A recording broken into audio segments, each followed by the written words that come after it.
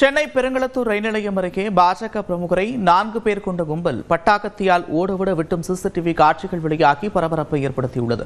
இது தொடர்பான விவரங்களோடு இணைக்கிறார் செய்தியாளர் சுரேஷ். சுரேஷ், விவரங்கள்.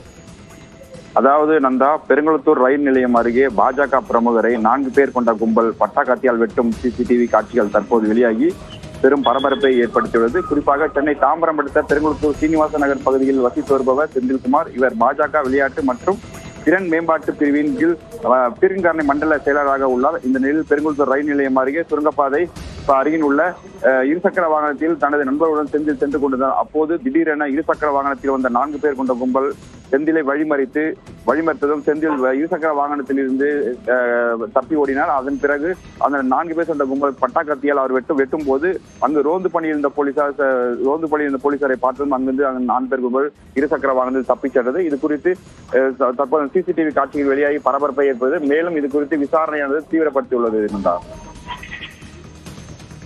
நன்றி சுரேஷ், விவரங்களுக்கு.